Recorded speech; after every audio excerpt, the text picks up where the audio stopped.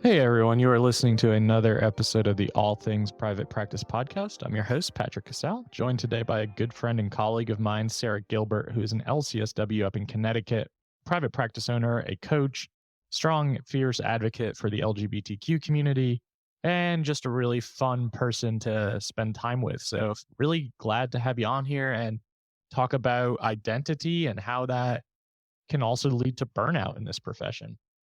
Awesome. Yeah, thank you so much for having me. I'm excited to be here and talk about this.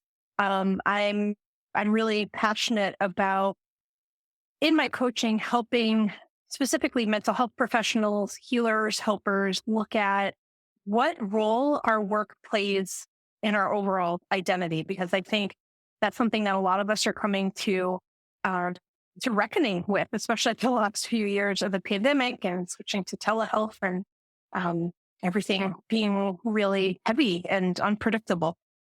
Yeah, for sure. And I think that, so often in society, not just in this profession, but as a whole, when you ask someone about themselves, the first thing they lead off with is I'm a X, I'm a blank, I'm a therapist, I'm a doctor, I'm a lawyer, I'm a bartender. And we so often like have our professional identity intertwined with our personal identity as if that's the only thing that defines us. And I think there are certain characteristics and traits that lead to people becoming helping professionals, whether it's in the mental health world or any helping capacity. So, do you want to talk a little bit about kind of some of the stuff that you see on your end in the work that you do? Yeah, absolutely. So the way I think of, myself and colleagues in this field is that a lot of us entered into this field because this is what we're good at, right? Just kind of listening to people, holding space, validating, being able to maybe manage conflict, all of these natural tendencies we have. And so, in the last year, I've been really reflecting on my own process of like, how did I even get into this work? And I think that this is a common theme as I've talked with other people about that our personalities kind of make us ripe for being good at this work, but also having it consume our entire identities. Like you were mentioning, for the longest time, I would introduce myself to people. If there's a professional networking event, I'd say, "Hi, I'm Sarah Gilbert. I'm a therapist or LCSW." That would be it. Whereas now, as I've been through the process of trying to walk back from that, from having my own therapist identity consume the entirety of how I saw myself, I very intentional will introduce myself as like, "Hi, I'm Sarah. I'm a wife. I'm a mom. I'm a therapist. I'm a coach. I'm a Queen fanatic. I'm a huge Ted Lasso fan. I'm a book nerd," right? Because there are all these different facets of my identity that are also important. And I think why I'm so passionate about supporting healers and helpers and coaching is that we can lose ourselves in our work very easily without even realizing it. And I think, some of the other examples you mentioned was like, a doctor or a bartender. I think what's a little bit different in the mental health field is that our work is so tied to the emotional connections with people, the emotional labor, the difficult stuff we hear people share that when we try to kind of pull back from being a therapist all the time to all people, it almost feels guilty or shameful, right? Like it's almost like a moral offense. Like we're being bad people because we're trying to set some boundaries. So that's where I think it's a little different and a little more problematic for us in the mental health field if we're not aware of that and if we're not checking that out, because that definitely leads to burnout when that's all we see ourselves as what we can do for other people.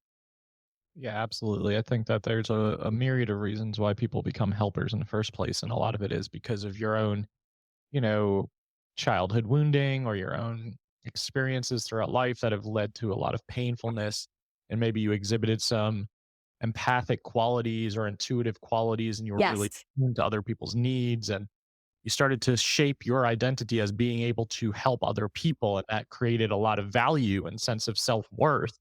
And then as you go throughout your career, if you're quantifying your self-worth and defining your self-worth as your ability to show up for other people, you really do lose a lot of your sense of self in that. And we know that the field is experiencing an immense and extraordinary amount of burnout right now because of COVID, because of the last couple of years, because of just society being a shit show for the most part in general, like it's a Right, right. job. Yeah, And you're seeing a lot of people leave the profession to become coaches, consultants. I've had people tell me, I don't want to do this work anymore. I'm going to go back to working at Old Navy. Like, I just can't do this. yeah, And I think a lot of the time it's like, it's boundary stuff. It's having the lack of self care. And self care is a term we throw around so loosely in our profession, but it doesn't have to mean like toes up on the beach. It just means like you have to have some fucking boundaries because yeah, this work is impossible to do in a stance of longevity and for the duration of an entire age of a career. That's not the word I want to use, but you know what I'm trying to say. If yeah, you cannot create separation and you can't right. step away and remove the like helper healer role from who you are, like, and I hear people say, but that's just innately who I am. And it's like, well, that's Yes, fine, but you right. also can't be that 24/7. Yeah, yeah, absolutely. Yeah, what started my own exploration of this and what's kind of put me in the direction of coaching specifically to help fellow healers is a conversation with a really good friend of mine last year. And we were both reflecting on our experiences in MSW programs. And, as we were talking, my friend reflected something that made me think, like, yeah, why did I even go to grad school? Like, I didn't even consciously engage in that process. It was about, like you were saying, like within my family system, I was always the referee, trying to mitigate conflict and tension. And um, it just kind of seemed like, well, that's what I'm supposed to do because that's what I'm good at. I can look back now and say I didn't consciously fully think through what I was doing. And that's not to say that I regret it, but I think I can see so clearly how it has impacted me to not kind of introspect and think about, like, why am I doing this work? What role do I want it to have in my life versus what role is it actually consuming in my life? And I think a lot of us are stuck in that trap. And then it from there, it's like a lot of shame and guilt if we're feeling like we don't want to do this work anymore. Um, a lot of shame and guilt, not only internally, but what I see play out all the time in Facebook groups, except for yours, is At times. shaming. Yeah, true. Shaming other, like we're getting it from other colleagues. If one of us dares to say, I want to build a practice where I have 8 weeks off a year, or I want to charge $200 an hour. So I think what I've been awakening to and what I'm passionate and supporting other people with is just kind of realizing how we can do so much better and we can be sustainable in this field if we are taking a step back to look at why am I doing this work and how do I filter out the noise of other people's expectations or other people's judgments, whether that's, colleagues, family members, friends. It seems to kind of come from all around. Yeah, it's definitely get it from all angles, because there's the narrative, right? When you're telling people who are not in this field and people who are, I'm going to go into the field of mental health. I'm going to become a therapist. And the immediate reaction is most likely like, oh, that's really noble, but Yeah. not going to make any money. And that's like the standard response from most people. That's Yeah. the narrative you get in grad school. That's the narrative you get in community mental health.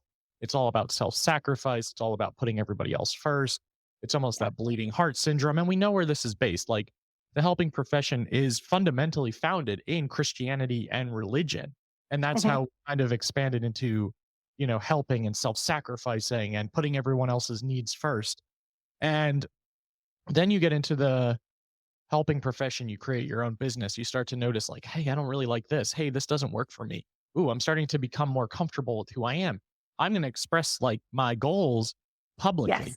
And then you get Yeah. a barrage of responses of like, you're being really greedy, you're feeding into capitalism, Unethical. you're Yeah. being unethical, you're doing things like way outside the box that, shouldn't be done in your practice. So it really is a profession where we like to self sabotage, but we also like to tear people down because I Yes. think, and this is my own thought process, is my own theory based on the last 3 years of coaching therapists from all over the country, because I see similar themes play out over and over and over again. Is it seems like there are two separate sects of therapists: Mhm. those who are in the profession to heal themselves through the work that they do, who have not yet done enough work of their own to be able to Yes. feel confident and autonomous. Then there are the ones who have done the work Doesn't mean they didn't get into the field to heal themselves through the work that they've done, but they've realized like that's not healthy.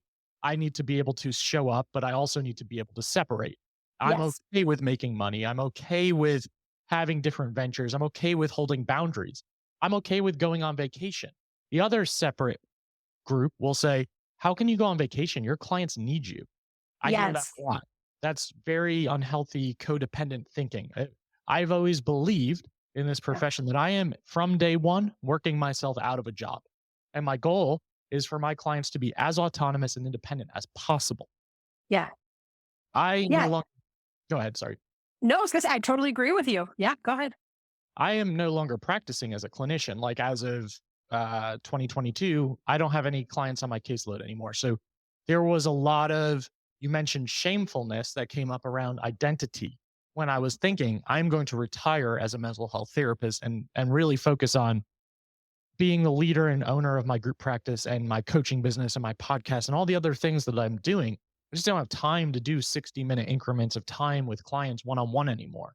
Mhm. And that was building for a year or two as all things private practice was really growing and reputation and all the offers were coming in and it was like becoming very obvious like I can no longer split attention and focus because my clients Right. deserve more than that. Yeah. And there was a lot of shamefulness of like leaving the profession and no longer identifying as a clinician. And Right. I had lunch with a mentor one day from graduate school, and she was like, I think you're just helping the profession in a different way. And I think that's really the way you need to reframe this. And that for me was very helpful because otherwise I was over identifying as someone who was like really packing it in or abandoning the profession. And that didn't feel good.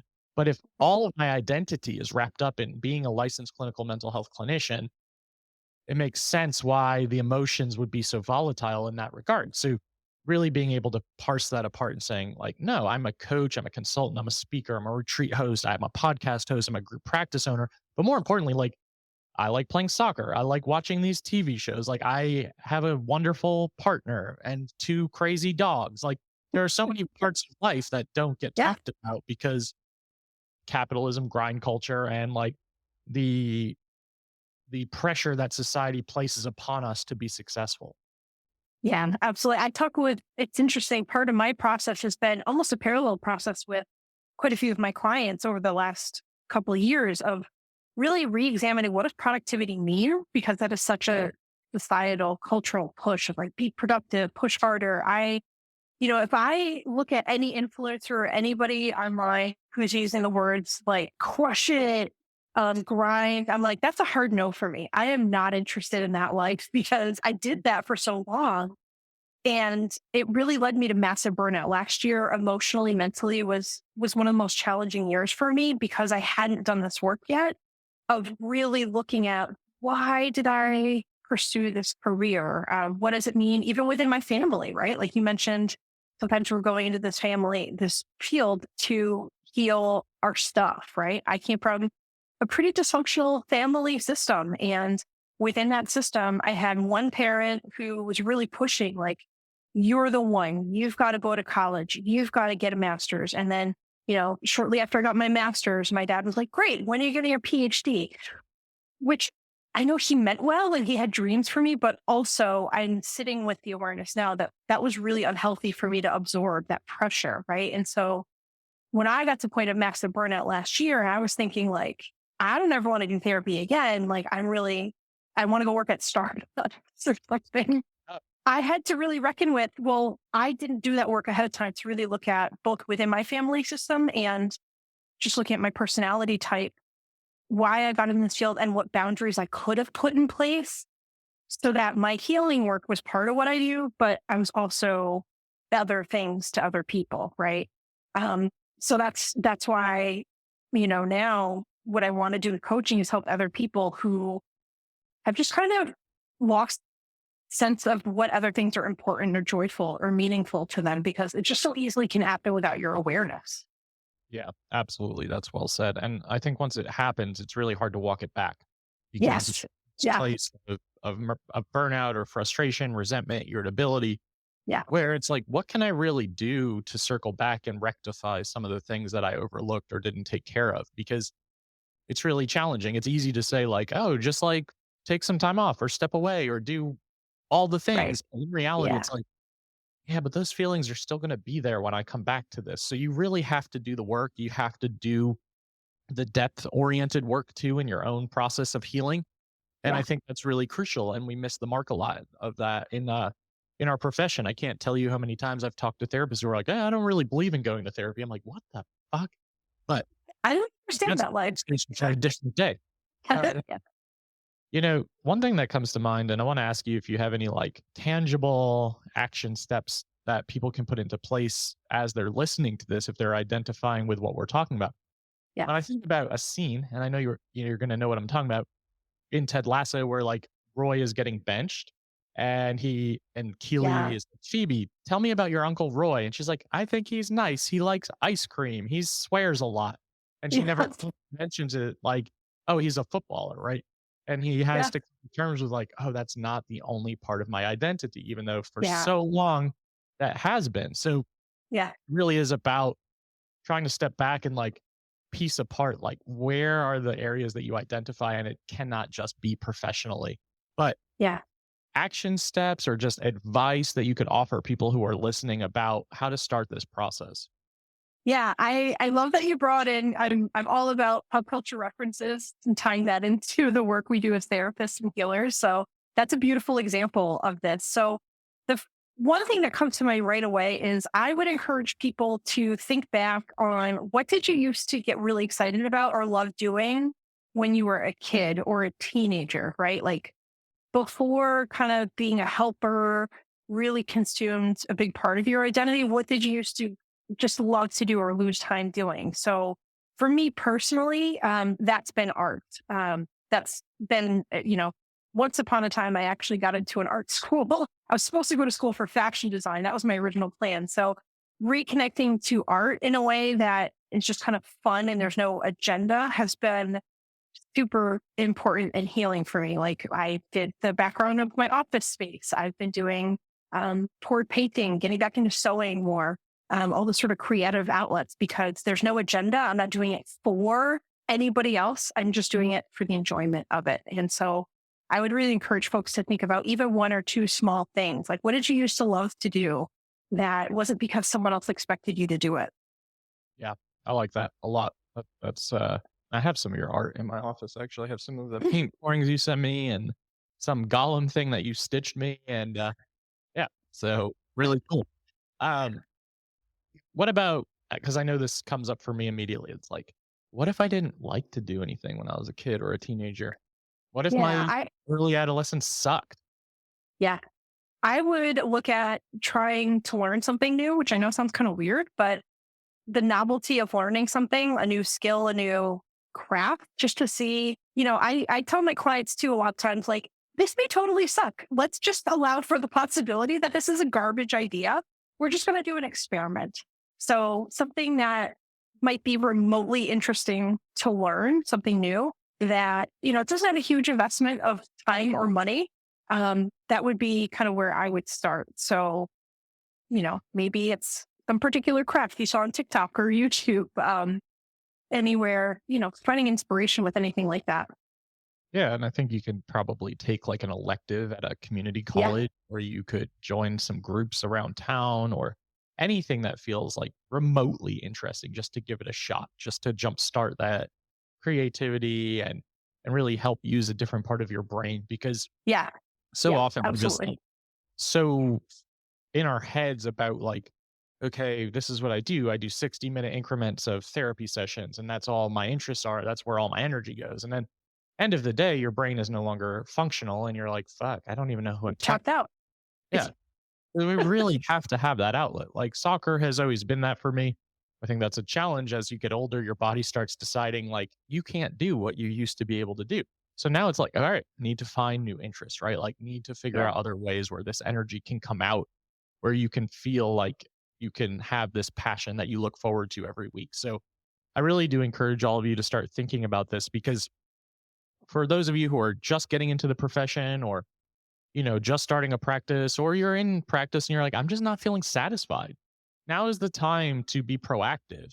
Not a year Mhm. or two down the road where you get to the point where you're leaving the profession to go work at Starbucks or go back to bartending or whatever the case may be, because there are preventative measures that we can put into place to create longevity in a career.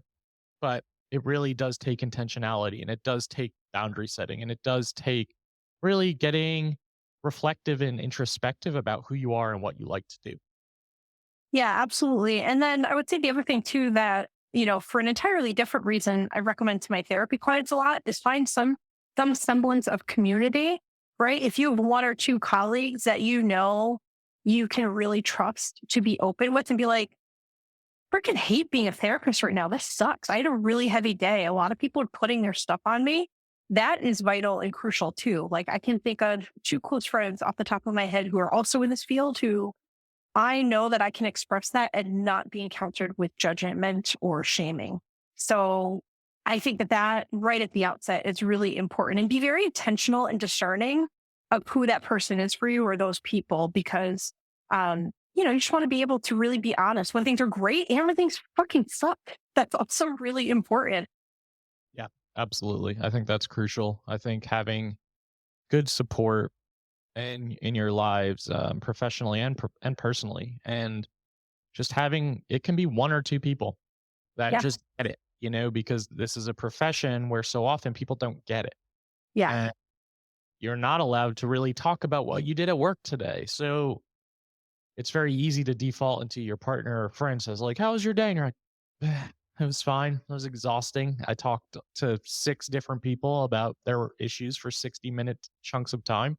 And people are like, yeah, but you just sat there and listened. Yes. Well, it's a hell of a lot more than that when we're absorbing and attuned and focusing on body language and head movement and eye movement and tone of voice change and all the things that we're tracking as healers. So I really want to challenge all of you to think about this stuff and to really try to start incorporating it because I think it will make your professional journey a lot more creative, a lot more enjoyable, and a lot more long lasting. So, Sarah, I just want to thank you for coming on and sharing some of this and really showing up in an authentic way. Sarah was very nervous before we started recording today. We're good friends, so I hope today didn't feel Awesome. too. Thanks for putting that out there. Thanks. That's a very cool. I Super think appreciate it. it's a good acknowledgement of the fact that a lot of you listening like want to go on podcasts, you want to speak at events, you want to do these things. It's normal to feel nervous beforehand and Yeah. then kind of drop in. Yep. And I think that's Absolutely. important to acknowledge too. Share with the audience a little bit about some of your new stuff that you've got going on because I know you've started a new coaching business and all the things Yeah. that you have coming up. Yeah. So I'm really excited to be coaching individual and group coaching experiences. SarahGilbertCoaching.com is where you can find out information about that. I'm developing a group experience for other healers and helpers who are kind of in this place of, I think I'm getting burnt out. I don't know if I want to leave the field, but I am definitely feeling really crunchy around this work. And I want to have a safe space to really talk about that. So that's something I'm working on I don't know if it's going to be 6 or 8 week group experience, but that's in the works. And you can follow me on Instagram also for content, Sarah_Gilbert_coaching on Instagram. I make fun reels and posts kind of relating to, I think, the unique experiences that we have as healers and helpers. So my hope is that people feel seen by what I put out there and know that this is something that you deserve to take time to heal and get some connection and community around. And all of that information will be in the show notes for everyone to have easy access to. So check that out. Really good stuff. And thanks for coming on. And because this episode's not going to air for a while, I can excitedly announce too that Sarah is going to be one of the breakout speakers in the 2024 Italy Doubt Yourself, Do It Anyway Summit that Jennifer Agee and I are co-hosting in a medieval Italian village in beautiful Petritoli. So cannot wait for that. And again, by the time this comes out, this will already be public knowledge. So really excited for that as well. And you can check that out at on my website, allthingspractice.com. You can join my Facebook group, Empowered Escape for Entrepreneurial Therapists. And for all of you listening to the All Things Private Practice podcast, new episodes are out on all major podcast platforms. Like, download, subscribe, and share. Doubt yourself. Do it anyway. See you next week.